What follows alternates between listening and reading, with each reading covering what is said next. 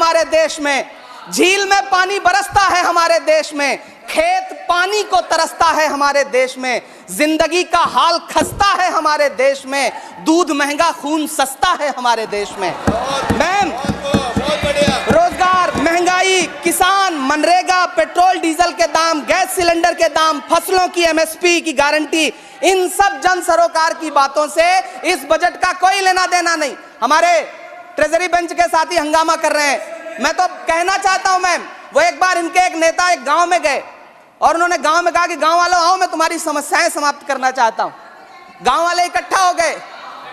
नेताजी ने गांव वालों से कहा बताओ तुम्हारी 2 समस्याएं बताओ, मैं दोनों समस्याओं का यहीं पे समाधान करूंगा। तो गांव वालों ने कहा साहब हमारी पहली समस्या है कि हमारे यहाँ कोई हॉस्पिटल नहीं है।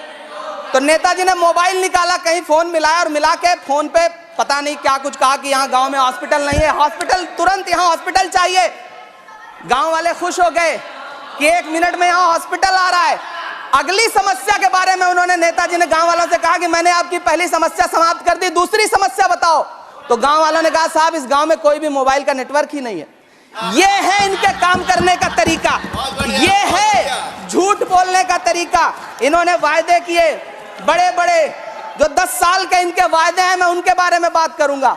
वायदों से ज्यादा इनके नारों पे बात करूंगा। पहला नारा था बहुत हुई महंगाई की मार, अब की बार मोदी सरकार। आइए इस नारे की समीक्षा करते हैं। पेट्रोल, डीजल, गैस, ये तो बड़ी बड़ी बातें हैं। आटा, चावल, दूध, दही, पनीर, छाछ, सब चीज पे जीएसटी। अरे ये फिल्में टैक्स फ्री करने वाले लोग कफन तक पर जीएसटी लगा रहे हैं और ये गरीबों की बात करते हैं।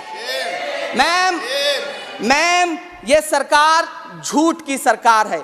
ये सरकार के जितने दावे हैं सब खोखले हैं। आज प्रधानमंत्री जी कह रहे थे सबका साथ सबका विकास।